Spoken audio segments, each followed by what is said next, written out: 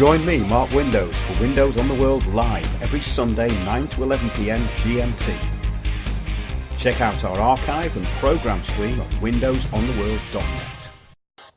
Good evening, everybody. Tonight we're live from Glastonbury following our successful talks yesterday at the King Arthur pub.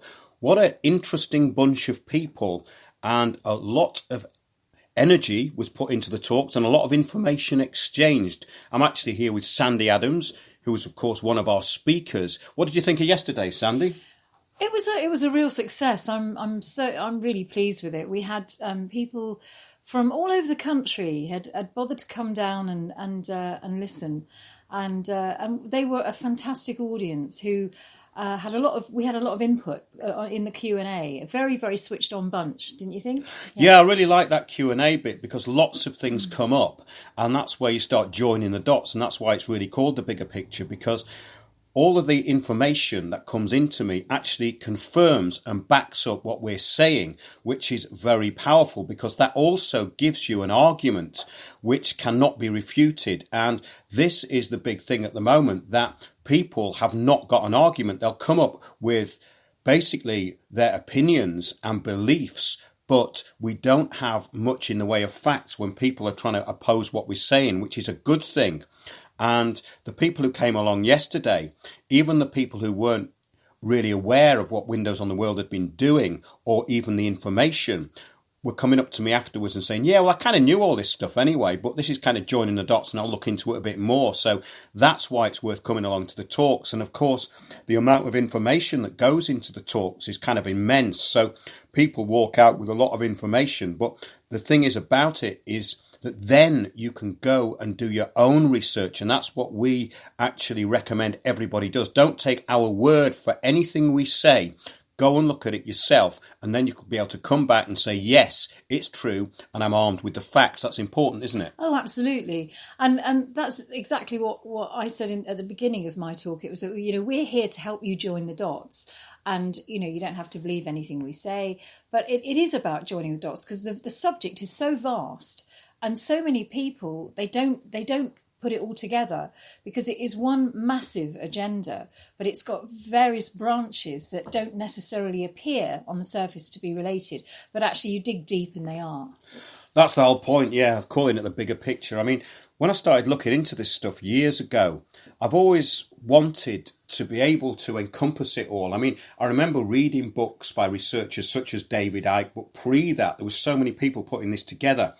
But it's the overview where everything comes together that's important, isn't it? And I think that's something that freaks a lot of people out because it completely changes their worldview. But to me, that's where it becomes interesting. And a lot of people seem to take it very personally that they've been, in their words, fooled, but it's just a misunderstanding of how the system works. And that's what I like to put over. It says, this is nothing personal. This is let's look at it as a business plan. Is it a successful business plan? Yeah, it seems to be, but it's pretty flawed in a lot of different ways. Now, I haven't really got a background in finance or business or anything, but when you actually put it down to this and these kind of terms that are kind of impartial, I think it's really helpful. What do you think? No, absolutely. And people are beginning to put things together and find their own way and do their own research. And I found, I've been banging on about Agenda 21 since, for 10 or more years now, and people really kept thinking I was some kind of tinfoil hatter and I was mad and that it was all a conspiracy theory. And now people are coming back to me saying, look, and a lot of it's, the 5G thing has really woken people up because they're understanding that it's really bad for you, but not joining the dots to where it's leading. And if you can put that one in the frame and say, well, actually, it's a whole AI agenda that has a very, very much bigger sort of aim and end game.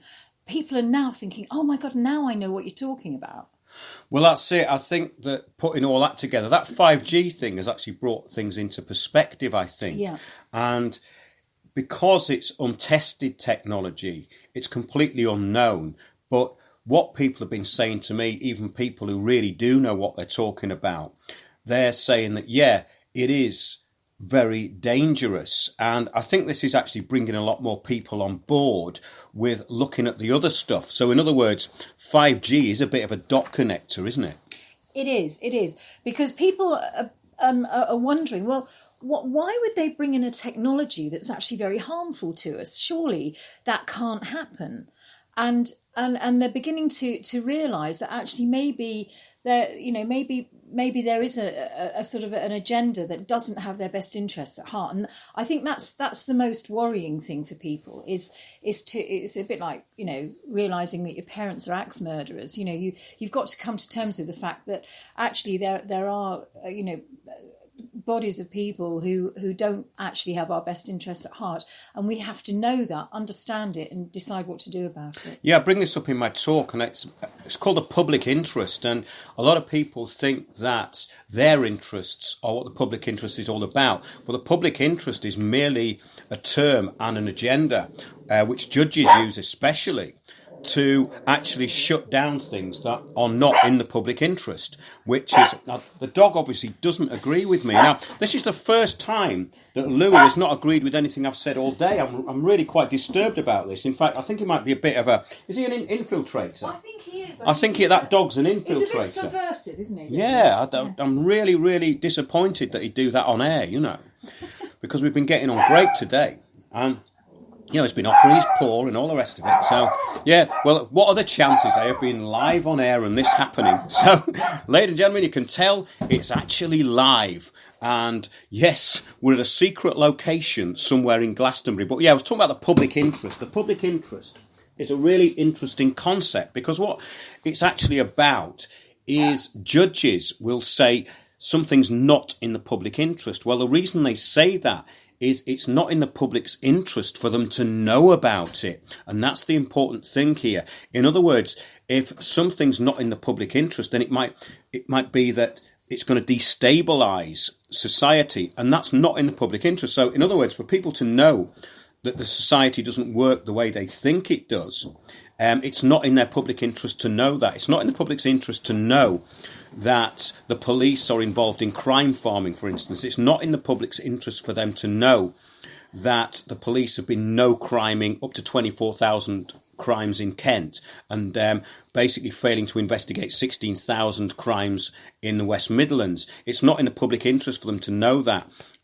However, that is out there because these government bodies, the HMIC, have actually stated this, and the PCC who investigate the police and put this stuff out. But the point is, if that's what's going on, then that's obviously the tip of the iceberg, because this stuff would be vastly underestimated by the internal procedures within the police force. So things like this and certain court cases are against the public interest, even though the public would believe that they are in the public interest. And I think that's a really important thing, and that kind of turns things around a bit, and it explains to people that there's a double meaning to this, Absolutely, yeah.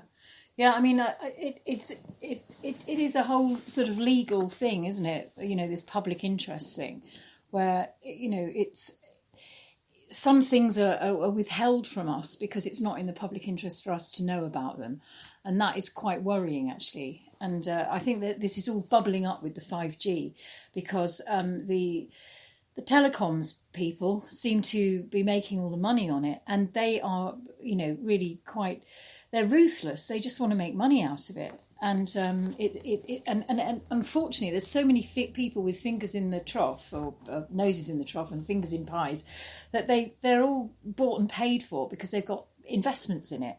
And this is something we've really, really got to stand up against. Yeah, I was going to get on now to the rollout of what is happening and how it's getting easier to spot. And we've kind of, in the introduction, we've got into that. So moving on, there's a ramping up of the carbon trading taxation agenda, which has been going on recently. And it's known to those who repeat things without thinking as the climate change emergency. Remember that The Guardian has ramped up its language on this, but it's actually dumbed down its so-called journalists even more. Now, this declaration of climate emergency, these declarations that these people are making is still not coincided with the actual climate emergency. So this is kind of the real basic point about a climate emergency, is there isn't one, because you can announce something, but it's only an emergency if it happens, right? Yeah. So it does appear, though, that after NASA and NOAA have been found fiddling with data and engineering a rise in global average temperatures, this does actually coincide with the ramping up. Now, this is absolutely disgraceful, and a lot of the people who promote the climate change agenda will deny that this is a fact because it's the post-truth world. But this is actually mainstream news that NASA have fiddled with the data and been altering temperatures up to 2.5 degrees to make them higher than they actually are. And I think this dog is a climate change believer. I think he is. He's got a lot to say about it, hasn't he? Yeah, well, I think he's been hanging around with the wrong dogs, you know. And Eric's just said maybe he's from Barking Council, ha ha, you know.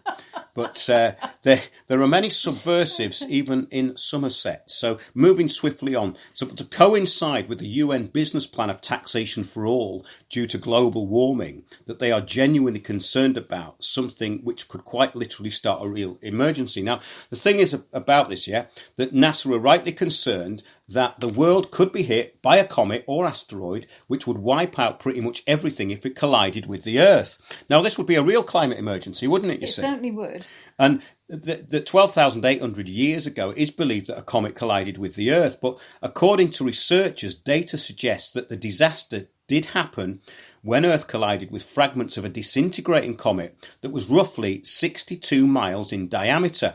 Now, this is a much greater threat than CO2, isn't it, really? Now, the remnants of which this comet still persist within the solar system to this day. Now, there was a writer called Comins Beaumont in the early part of the century who was talking about this climate catastrophophobia, which was caused by cometary impacts. It's really interesting, but this article carries on. The hypothesis is that a large comet fragmented and the chunks impacted the Earth, causing this disaster. This was from emeritus professor of physics and astronomy, Adrian Malott. This is an American guy. Now, this is where climate catastrophophobia had its origins, which is still in the memory banks of Homo sapiens of today, and why the apocalyptic cults attract so many. This is why I believe that people are so willing to believe in this, because it comes from the past apocalypse, what they call or label catastrophophobia. But using climate catastrophophobia as something to blame humans for and demonising CO2 as a business plan is a pretty new idea. This is a new interpretation of it. This is just something I'm sort of floating as an idea tonight, yeah? In the past, it was used for control of minds through religion. Now, nothing like the threat of an apocalypse to keep the citizens in line, is there really? Absolutely, which is what the first global revolution was about, wasn't it? You have to actually create some kind of enemy, Yeah, and the chance of the catastrophic predictions coming true are about as likely to happen as David Attenborough telling the truth, right? This is a point. It's quite important, but the chances of a comet hitting are much more likely than anything the UN said, because nothing that the UN have ever said has actually ever come true. But it's a very serious event, this idea of a comet hitting the Earth. And it's the actual interpretation of an apocalypse, it says, is a very serious event resulting in great destruction and change. And from the Bible, it means the total destruction and end of the world. So this is why biblical prophecy is so important with all this. So the real threat of a comet hitting the Earth eclipses the lame excuses of the UN and the premature declaration of climate emergencies. But a bunch of privileged cult members known as Extinction Rebellion have been gluing themselves to buildings and doing yoga on Westminster Bridge to appease the god of bad weather. Now, will this stop an apocalypse? But it may or may not, but it could result in even more damage and even more die-ins at Waitrose. I mean, what do you think about that? I mean, having more die-ins at Waitrose, I mean, why don't they go to Lidl? This is what I ask myself. They seem to, concentrate on dying in Waitrose. But haven't they misread the document that their whole organisation relies on. Yes, it's the SR15 SR15 from the United Nations IPCC, the Intergovernmental Panel on Climate Change. Now, you can look this up, and I've actually told people about it, and they've looked it up and found it straight away. And they've gone, God, I didn't know that. So if anyone's in this Extinction Rebellion death cult, just look up the author of IPCC SR15 document criticises and refutes Extinction Rebellion's interpretation of that document on the grounds that they are basically telling lies. Now, that's really important because the foundation document of Extinction Rebellion is the Special Report 15, which they have totally misinterpreted. And misrepresented is a better word. Yeah, but moving on now, there's more bad news for fact lovers this week. In Bristol, a huge mural of the PR puppet and less than engaging public speaker, you know the one, the pigtailed pop idol whose recent hit, Our House is on Fire, is still at number 1 this week. Are you getting anywhere? Does anyone know what I'm talking about yet? What St Greta, you mean? Yes, it's St Greta Thunberg, whose portrait has been painted on a building in Bristol by another self-publicist who would have been better off gluing themselves to a door or joining a much-needed die-in at Waitrose. Yes, the huge mural of Greta the Great features her nearly underwater but still able to breathe in a sea with a backdrop of snow-capped mountains and a polar bear swimming around her submerged in the water. And she's got this raincoat on. And it was unveiled with no sense of irony in the UK's first smart city, Bristol. Bristol. Yes. Bristol is open. That's what the company's called that's heading up the smart city AI for Bristol. Yeah. Absolutely. And the fella who's actually involved in the rollout of that announced it from his iPhone or his mobile phone by videoing himself talking to himself in a pub about it, and it's had about 100 views. Well, I'm surprised he wasn't talking to a lamppost, because that came up in my talk yesterday. Tell us a bit more about that. Well, it's quite interesting that there's a lot of AI going into Bristol to support the whole smart city thing, and they've got obviously it's going to be all covered by the Internet of Things, a big radio frequency mesh going around the whole city. Driverless cars have been tested, sensors on lampposts. But something, when I was doing my research the other day, something came up, and there's a company called Hello Lamppost, and they are putting into Bristol interactive street furniture that you can have conversations with. And at first I thought, this is absolutely ridiculous. Is this trying to get people to buy into, they're calling it Bristol is going to be a playable city. This is it making infantilizing, human beings basically to talk to and have conversations with street furniture, which seems like good fun to a lot of people because they talk to Alexa, don't they? They talk to Alexa in their own homes. But this is spyware, and it's really, really sinister. Do look it up. It's called Hello Lamppost, and it's also about the Bristol being a playable city. Look it up because it's very weird. I find it really weird.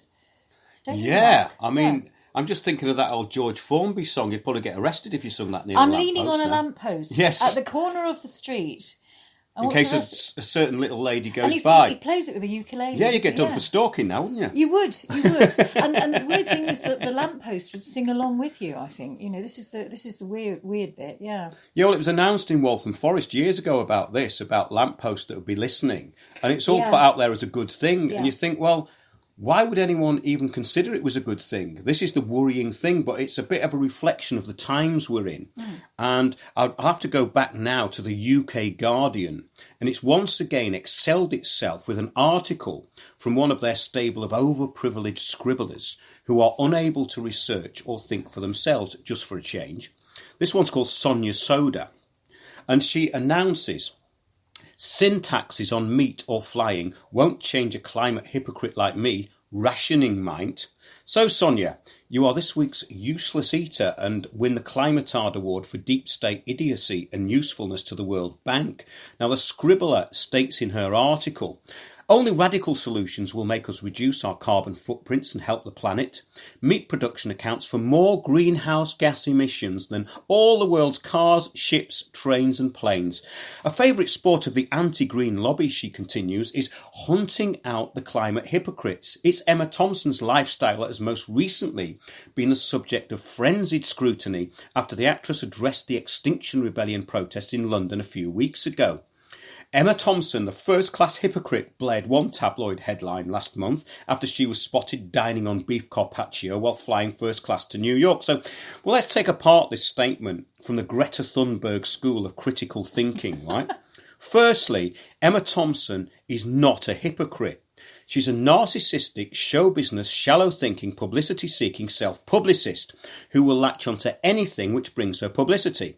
Secondly, she's a script-reading actress and is following the script created for her by a group who are there merely to impose draconian legislation on behalf of the powers that be, which is increasing taxation on the back of a lie called global warming or climate change. So the point is about these so-called journalists is they never do any research. And this carries on anyway, because I want to get your comment on this in a minute. If the author of this piece or Emma Thompson herself actually researched anything about the subject, they would not be setting themselves up for public humiliation and ridicule, which they clearly are. So it carries on. So this woman, Sonia Soda, she says, so before I say any more about the lifestyle changes required to avoid catastrophic climate change, I'm going to hold up my hands. I'm a climate hypocrite. I care about the climate emergency. Now, what climate emergency is that then? There is none. Exactly. So when I decided I couldn't support Labour in the European elections because of its Brexit positions, I voted Green instead, this is exactly what the destruction of the two main parties was meant to achieve. Is this a conspiracy theory? No, it happened. Over to you on this, Sandy, because this is what we've been talking about over the weekend. Yeah, over the weekend. I mean, it seems obvious to me now, having seen the two major political parties in our country self-destruct. I mean, Theresa May has successfully destroyed the Conservative Party and I cannot understand, I still don't understand why the 1922 committee didn't actually stop her from doing so, which they would have normally done in any event, if it was any other Prime Minister or if any other period in time. And Jeremy Corbyn has effectively destroyed his own party by not really understanding the will of the people or either of them taking any notice of the will of the people. And what's happened is that it's almost as though they've deliberately self-destructed these two political parties in order to usher through the green agenda, which we know is vast. It's a huge agenda, as we know, to enslave humanity.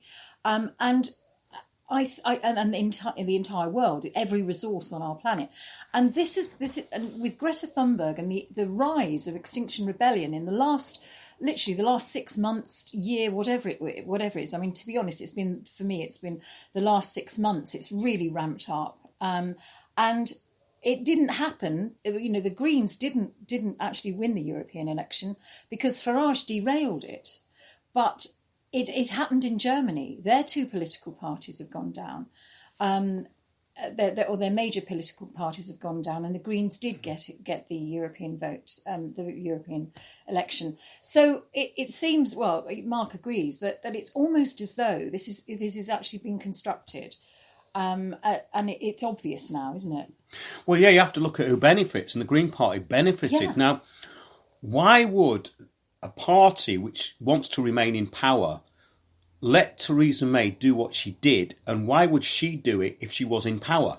These are the important questions. And Jeremy Corbyn had so much public support. It was incredible. In fact, he would have won an election 6 months ago. Yeah. And look what's happened since. He's absolutely allowed himself, in my opinion, to be completely undermined and controlled by lobbyists around him. And what do we get now? We get the likes of Jess Phillips being promoted and told by a TV producer that they're going to make a film about her life. This is the post-truth world. You couldn't make up how ridiculous things have got, because Corbyn was being promoted basically as the Labour version of Jesus. You know, he had the same sort of following in a way, right? Yeah. No, well, how can anybody let that slip without saying a word about it and without actually appealing to the public or getting rid of these treacherous parasites around him unless there is something else going on? There's a darker shadow sort of government controlling all of this, as we've always known. But this is patently obvious now, isn't it? It's so blatant that it's there right in our faces. This idiot carries on anyway with this article because I'm just the Guardian never ceases to amaze me in its stupidity. It is stupidity, isn't it? But it's willful stupidity. They love being stupid. Yeah. She says, I already know we're fast approaching a catastrophic climate tipping point. Well, how does she know that? She's not a climate scientist. And nobody has actually even said that. No, she's read it on Facebook. Oh, yeah, of course, done. Yeah, maybe she heard it at a die-in at Waitrose. Probably. Where she bought her beef carpaccio. Oh, no, she had that on the plane, didn't she, in first class? I mean, and fancy, like, saying, I was eating this in first class. I mean, it's absolutely reprehensibly virtue-signalling, vile nonsense behaviour. In other words, I can afford to fly for example. Now, the point is that people writing trivia, maybe it's a new word, trivial, right? Trivial. I've just invented a new word. Trivial. Yeah, this trivial crap are getting paid enough to fly first class, brag about it, and then admit that they're hypocrites. What is going on?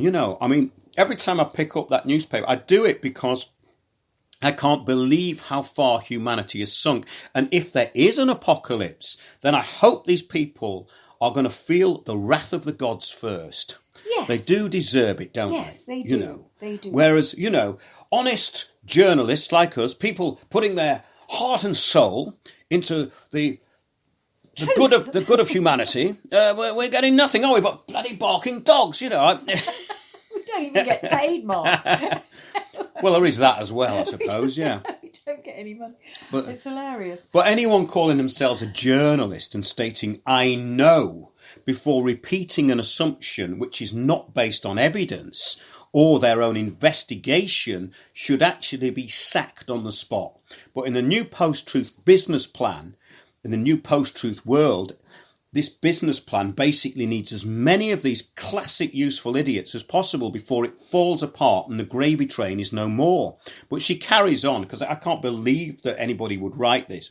Rationing to tackle the climate crisis could be given a modern-day makeover. People could be allocated polluting credits to cover activities such as meat eating and flying that they can sell and buy in an online marketplace. Now, who was it who thought of this? It was Al Gore, wasn't it? It was Al Gore. It's all the carbon credit, offsetting and rubbish. But who put this into her inactive and minuscule brain is what I want to know. Have you got any ideas? Because she must have read it somewhere and she's just repeated it, right? She's probably read it in the Green Party manifesto or something. I've no idea. Well, this is what Henry Kissinger would call a useless eater. But ironically, she's a useful idiot at the same time. Oh, absolutely, yeah. But the UK Guardian does excel itself in the repetition of propaganda narratives, and it's stable of those who are unable to think. It's absolutely incredible. But have you got anything to say about that before we move on?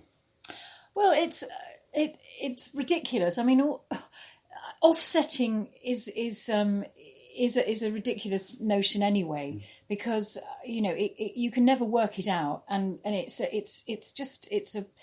a nonsense. The whole thing is a nonsense, and we don't need to do it. Well, it's a license to pollute, isn't it? That's absolutely, it's a license to pollute, and we don't need it, and there is no emergency. And she's talking a crock of rubbish, isn't she?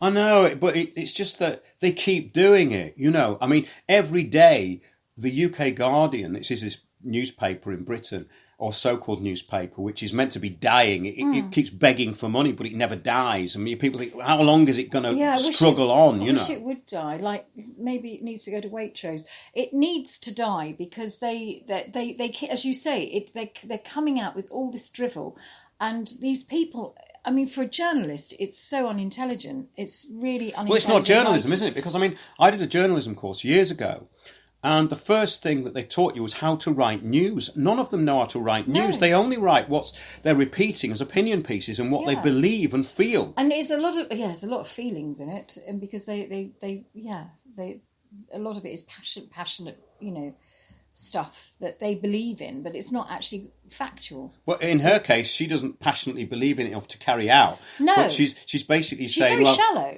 Well, the point, that's one thing, but also it's this assumption that the rest of humanity is going to pay as well. In other words, that just because she can afford it, she assumes everybody else can. Yeah. Yeah. Absolutely vile. However, let's move on to this article by Paul Craig Roberts. He says, on May 28th, I wrote that the Western world is collapsing so rapidly that I am afraid that I am going to outlive it. And he's gone into this article called Whiteness is the New Evil. Now, we've covered this and what it's about, and the whole thing about replacement migration and this creation of the fake far right, which is to demonise people who vote Brexit and all the rest of it. But he carries on. My article was about the rising demonisation of white people that is producing a collapse in their confidence. Inculcated guilt is making whites willing to accept discrimination against them in order to alleviate Arab, African and Hispanic migrants that greedy corporations and witless political leaders have brought into the country basically to exploit them, right? Yeah. So this is the racism, it's the exploitation They're the of these people. racists, Yes, because they're bringing in people that can. It's cheap labour, isn't it? Yeah. Absolutely, yeah.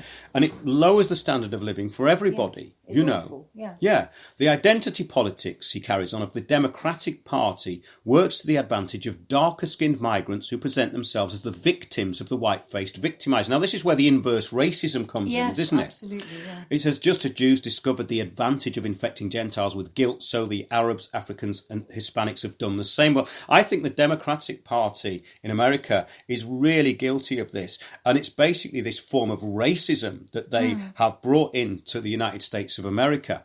So it says, carries psychological and emotional collapse is not the only form of collapse underway in the US and Western world generally. There is also economic and social collapse, especially in the United States. Today, America's once great manufacturing and industrial cities such as Detroit, St. Louis, Cleveland, Flint, Michigan, Gary, Indiana have lost 20% of their populations, largely due to the offshoring of US manufacturing. Now, this is really interesting because these cities and the outskirts of them are like ghost towns, aren't they? Yeah. I mean, it's quite scary when you look at it. But it carries on. The social collapse is evident in rising homelessness. Los Angeles, San Francisco and Seattle have large homeless populations that encamp on city streets, parks and upscale neighbourhoods such as Venice Beach. And of course, there's also a huge rise in homelessness in Hollywood. But in Los Angeles, it says feces and garbage in public streets have caused a plague of rats and fleas. Dangerous sanitation conditions have caused medical authorities to predict a major infectious disease epidemic this summer in Los Angeles. Ah, well, that's interesting, isn't it? Yes. We'll have to watch that one. Yes, epidemics and pandemics have often been predicted and are not too difficult to manufacture either. Absolutely. This is the point. So the solution to those who have lost their homes and are now living in these sort of less sanitary conditions, this is my addendum to what he's saying, could be to introduce a plague. Now, this would tie in with the global plan of depopulation. Conspiracy theory? Not really. Remember the bird flu pandemic, which never happened? Do you remember that? Yes, yeah. Now, this was interesting because I reported on this, and it was years ago, about 10 years ago, wasn't it? It was about 10 years ago, yes. But the World Health Organization basically announced a worldwide global pandemic. And it was on the evidence of a few people that had died in Eastern Europe. Do you remember this? I do, yeah. And it turned out that they could have been infected by a vaccination. Yeah, this was a story that came out at the time. Of course, Bill Gates is always talking about this sort of stuff, and he wouldn't be in favour of advocating anything like that, would he? Oh, good heavens, no. Bill wouldn't do that, would he? But the World Health Organization never rescinded their pandemic emergency after the bird flu thing. Do you know that? Yeah, it was I didn't never realise ever that. rescinded for years afterwards. I kept checking, and it wasn't announced after that, but it wasn't rescinded. So they can announce a global pandemic with absolutely negligible or no evidence for one. And they just put everyone into Yeah, fear. yeah. So Yeah, they could easily kickstart another one, real or imaginary. And Bill Gates even predicted one. Do you remember? Bill Gates predicted one about a year ago. Yeah, he said there will be a global pandemic, right? Yeah. And so you look it up, everybody. Yeah. But anyway, Paul Craig Roberts carries on. The flea-infested carpets in City Hall, Los Angeles, are being ripped out because of fear of a typhus outbreak brought on by rat infestation. Among the solutions being investigated are refuge camps and a rethinking of the policy of taking in millions of people from impoverished and unstable countries. We are impoverishing ourselves without making a dent in world poverty. Good point. For every person the US takes in, tens of thousands remain. Already, areas of the US look and function like India of 100 years ago. Now, this basically, what he doesn't go into is the global action plan of social equity and all this sort of stuff, which is bringing everyone down to that level. Yeah. But this homeless thing is really serious. We were talking about it earlier because 30 years ago, I bought a house for £15,000 and I didn't even think about property, and I still don't in a way. But what we have now is that generations of people who, like, owning a shoebox is a dream that they can never even get hold of. Now, nobody would have thought about that years ago. No. It shows you how our rights and our aspirations have been diminished and taken over. And basically, once you get that mentality, you are a pauper. And that's the thing. It's a poverty kind of situation that they're trying to throw everyone into. And that's what I thought was quite interesting about this article, because it's a little bit like that situation in that John Carpenter film, which I alluded to yesterday, called They Live, which is all about this kind of takeover of all media and indeed the planet. It's a bit like V as well, that thing. But when you actually think about these things, they're not far from the truth, are they? Really? I mean, and They Live was interesting in that this is basically a sort of vision of a dystopian future, but that dystopian future is what Paul Craig Roberts is describing here. That film was made in the late 80s. And the future of that was people living rough, basically, and working on building sites.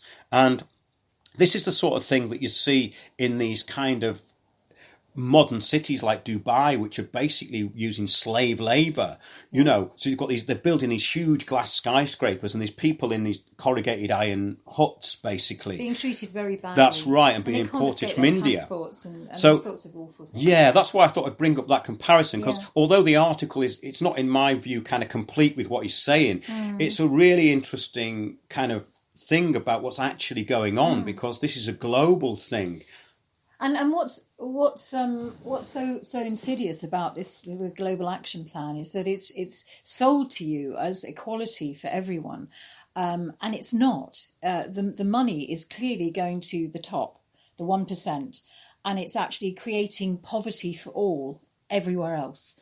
And this is something that we look at in the bigger picture. Oh yeah, it's sold to you as equity. Everyone has to be equal, but this is not happening. I mean, you only have to see what's going on in Africa with land grabs and everything. They don't have the interests of the people at heart.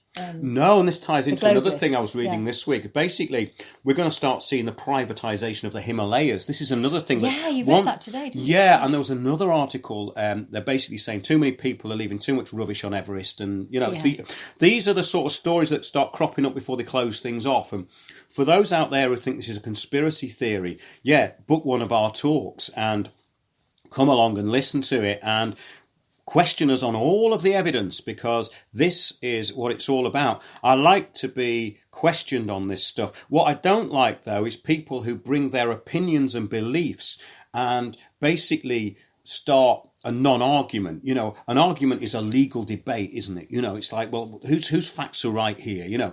That's what's interesting. But to actually digress slightly, I was talking to some people in the high street today, in Glastonbury, and we were out there with Piers Corbyn and basically doing a little mini protest to test the waters, because there was a new mayor inaugurated. And we decided to go down there because there was a lot of people who we thought needed to be confronted on their views, especially about things like the Green Party. So, interestingly enough, got chatting to some young people.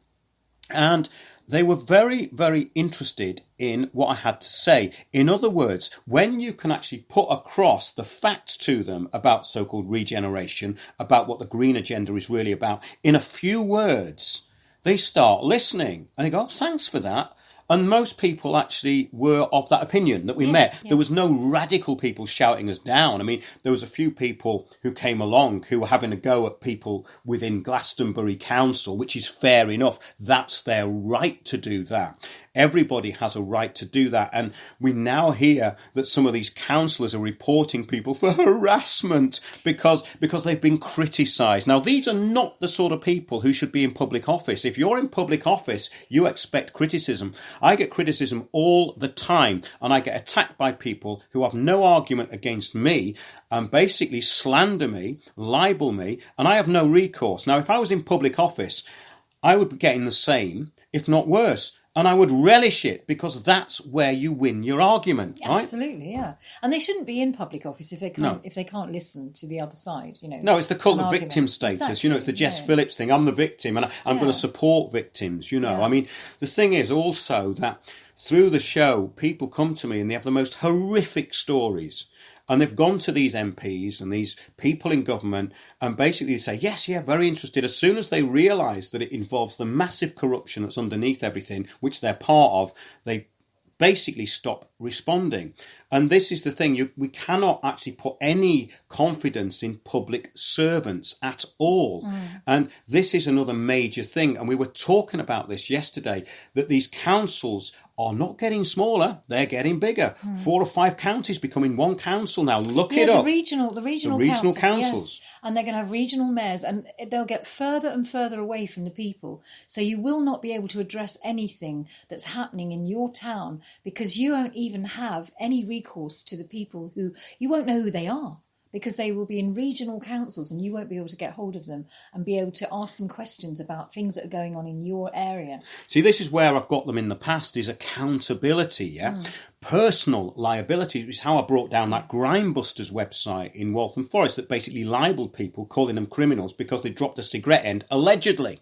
Now, all this stuff is going to be removed from the public, and these name and shame things are going to be rolled out everywhere. And I've already brought 2 of them down. If this carries on, we won't be able to do that. And what you'll find is the change agents locally will start attacking you, which has already happened. But this is going to magnify it, in my view. And I'm not paranoid for I'm paranoid for a good reason, not a bad one here. Do you know what I mean? So basically, you'll have faceless. You won't know who is making the decisions because they're so far away from the people. And this is something we have to really fight. They call it devolution. They're devolving power to regional councils, and it's happening in America all the time and has happened. And you know we've got to fight that. We've got to be able to speak to our elected representatives and be able to put our case forward. We are the people. This is why they're there. Well, that's absolutely right. And it really ties into what we were talking about last week when that Liverpool fan had put a flag outside his house because he's going to Madrid. And they thought it was lowering the tone of the neighbourhood to do that. And they were actually signing themselves the neighbourhood. Yeah. Now, that's a Stasi, isn't it, really? Yeah. That's behaving like a Stasi. It's hideous. Yeah. And you see a lot of this. Yeah. I mean, I keep track of what's going on in the borough which I was exiled from, Waltham Forest, and the useful idiot Clyde Lokes is still involved in subverting public opinion there. Look on a Facebook page actually called School Streets. You've got 4 or 5 change agents who are dictating policy in local schools and stating that these local schools have to get on board and not let anyone drop their kids off by car. And these are controlling the narrative, and they're getting all the schools on board. And anyone that doesn't get on board is demonised. And these people do not know anything about what democracy is meant to mean.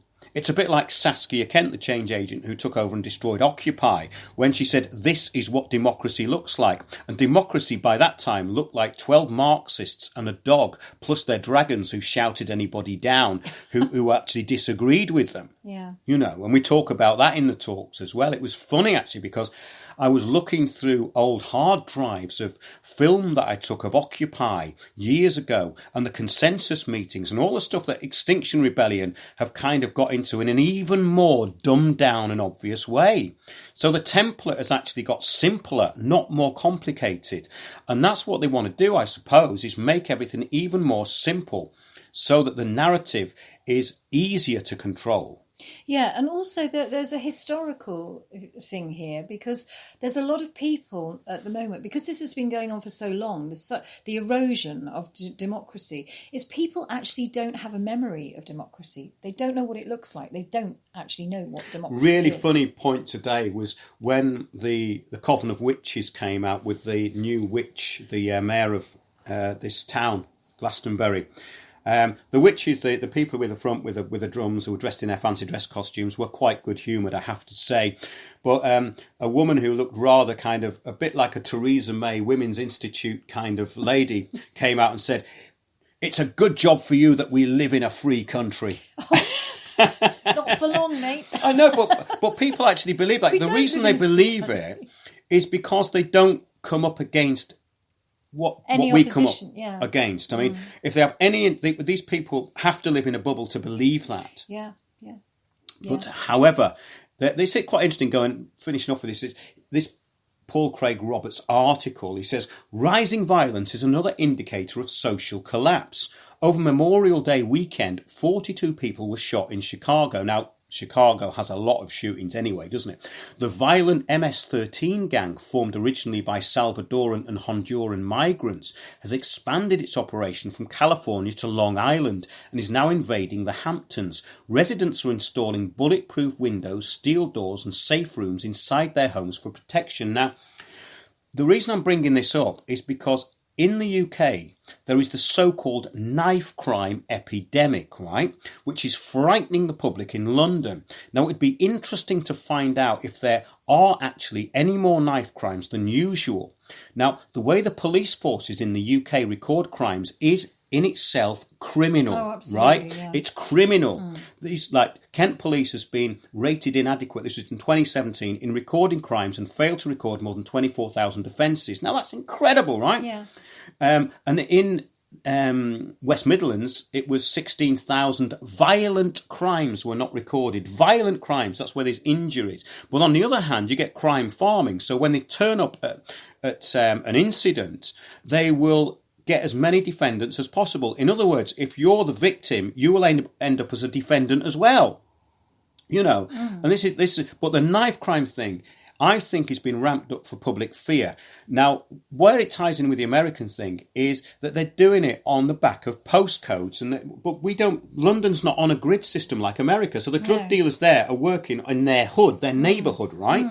And they don't cross into each other's place, and if they do, they get shot or they get threatened, right? Yeah. Now, in London, the postcode boundaries are so kind of ridiculous, and all. And also, London's been gentrified so much that when I lived in London I lived on and off from 1980 something to 2009, and I lived in Peckham, which was the knife crime capital of England, actually, I think, at the time. But there was still relatively not a lot of it happening by the time I left in 2009, because it had become so middle class. The ethnic cleansing had happened and the gentrification, and actually it had become a very, very different place. And the only people dying were probably today are the people in Waitrose having a die-in. Yes. Because, and I'm sure in Peckham now there will be a Waitrose, I'm sure.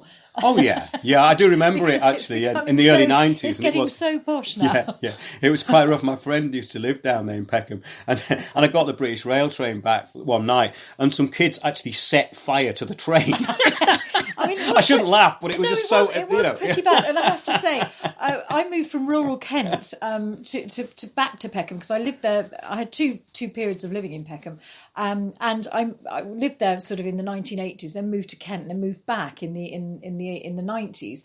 And my children, I brought them back, and they'd only lived in Kent, and they were sort of country bumpkins. And poor loves, they got mugged on the way to school and things. It was it was pretty bad, but they grew up and it's fine, and they had a great time. They love London now. But yeah, it was in those days quite quite bad. But I'm sure now it won't be the knife, the knife crimes. Yeah, I mean, I think a lot of London is gentrified now, so yeah. the crime, because this is all manufactured. This is all, this is social engineering. Yeah, so I'm always very suspicious when Yeah. there's a crime Yeah. epidemic being reported and why it's being reported, because the police, or as we go, let's go back to what I was saying at the beginning of the show before the dog started barking, what was in the public interest, where, well, is it in the public interest to know that there's a knife crime epidemic? Because previously, these violent crimes, as we've just been saying here, have been underreported. Right? So why all of a sudden do we get an epidemic of knife crime? Because I know people who live in North London where there is a lot of knife crime, and they say there's no more than usual. And in fact, there is so much knife crime there that the police would never put it out because it's too scary. So why all of a sudden is this happening? It's part of the social engineering. In other words, Tottenham is about to be regenerated. So they're going to have to clear out people who may be undesirable. Yeah. And the undesirables will be the gangs, of course. Now, the thing is that this stuff it all works together. And once you know how property developers work, this is also a really key point, because property developers, and of course with Lend-Lease and Bechtel basically owning the infrastructure and being given the management of the infrastructure by London councils, these people have great ability. I'm not saying they're doing it. I'm saying they have great ability to be able to influence public opinion through the people who work for them. And property developers are known for this. And Eric Von Essex, who listens to the show, knows all about this. And he's told me what property developers get up to control the narrative. Now, that goes into where they just have PR companies who create fake consultations, basically by getting the useful idiots on board and marginalising everyone else when they want to put a development up. Now, that goes further into the bullying of people who get in their way, and this is well known. So is it possible that all this is being put out there by PR companies and put into Reuters and AP? Yes, it is. It's entirely possible. It's just a thought. Yeah. I'm throwing it out as a bit of conjecture. I've got no proof for that. But having looked at the machinations of how this works, it seems a bit strange to me that you all of a sudden get a crime epidemic when usually they're trying to hide it. Yeah, so they're doing that in order to have access to more property. Yeah, and basically, so it brings in this need to get rid of violent crime, which is basically the Agenda 21 thing, where everything's surveilled and more open. Absolutely. And they're not allowed, in other words, if the police are chasing one of them in a car, high-speed car, they've got little chance of getting away because obviously all the roads are closed off. Yeah. And this kind of thing. I mean, this is a bit of speculation, but when you start looking at this in the bigger picture, which we do, that's what seems to come across to me that's going on, because there's always been a lot of violent crime in London. I mean, I've witnessed it, myself too. Yeah, I mean, really bad things, I mean, I've nearly been stabbed a couple of times. Yeah. And I was, someone tried to rob me at knife point years ago. But the point is that these things are happening all the time. And then they're usually underreported. So I'd suggest there's something else going on here. So they're selective in what they're doing for some kind of reason, yeah. Yeah, and I've been given a lot of information recently how the police work. But you see that lady who said to me, it's a good job we live in a free country, if she knew the staggering corruption that's gone on in every level in this country, it's unbelievable. And so-called communist countries are freer than here. There's no doubt about that, because you can still feel free here, but until you get buttonholed, collared about something, and then you realise that basically once you're on a radar, then they can pin anything on you. And this does happen to a lot of people. And if you're a victim of crime, then you can very quickly find yourself as a defendant, as we reported in our shows on crime farming, people coming forward and saying that they'd been violently attacked. The next thing is that the other person is being charged, and so are they. So you get two defendants, which from a business point of view makes much more sense. It makes more money for the courts, and the police are doing less work. Yeah. So they have to interview two people. So why would they interview someone who's got a defence? you take the defence away if it's a business, wouldn't you? Yeah. And that's all it is. It's a business. It's nothing personal, everybody. For those of you who think there's justice out there. But it is all a business at the end of the day. You're right. Yeah.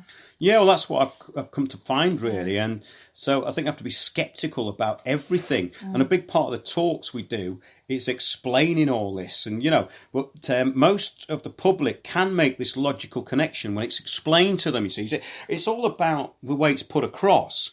And the press can't do that. They don't seem to be able to put this across. I mean, there's a few good journalists, there's a few that are independent, that are good, but the general level of it is so low that it's unable to even convey what we're conveying here in conversation. It just can't do that. Yeah. So there's an inability to even analyse, and it's the analytical use of the data and putting it together that's important.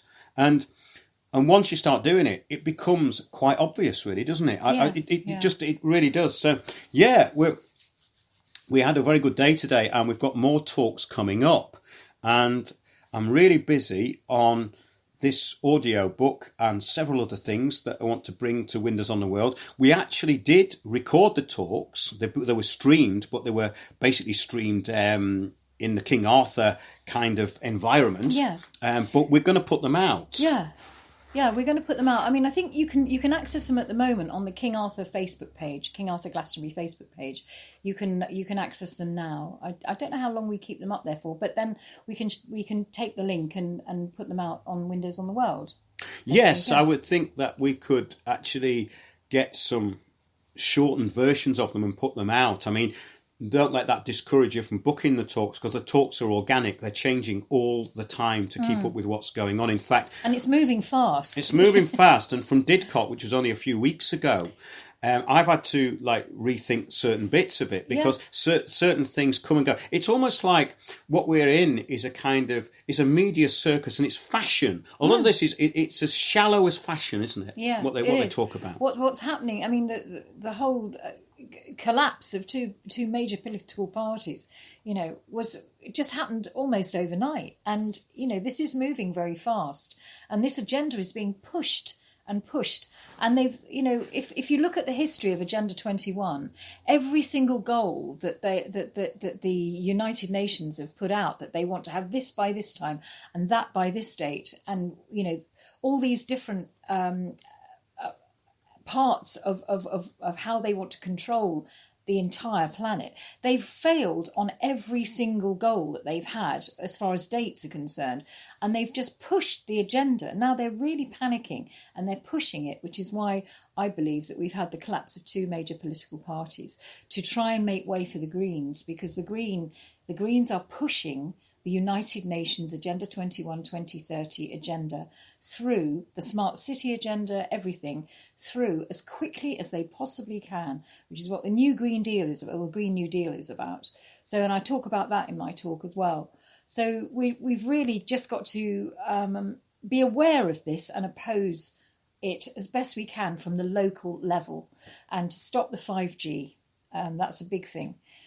This week we've found 5G on cows in Somerset. They've got 5G collars on cows so that they can self-milk, and they're testing it out in Shepton Mallet. That was a big revelation, and it's being rolled out at Glastonbury Festival. For us, it's a big thing to get rid of the 5G, which fuels the Internet of Things, which fuels the smart cities. So that's the end game. Oh, it certainly is, and it's... to bring in a good radio quote, that's the end game for us. That's the end game. For tonight only, yes, it's the end game for us. It's 9:59, wow. And I've got a lot of stuff that I wanted to get through tonight, which I'm going to archive and put in future shows, because obviously been on the road a bit and travelling about. So there's loads of good new information, all archived and ready to go, and it's getting added to all the time. So thanks for listening, everybody, and we'll be back at 9 p.m. next week. Check out windowsontheworld.net, look in the archive, and also check the King Arthur Facebook page, and we'll be back 9 p.m. next week. We should be able to be putting out some of the talks as we go along, and we'll be putting them onto the Windows on the World website. That's it from myself and Sandy Adams, and we'll see you all next week.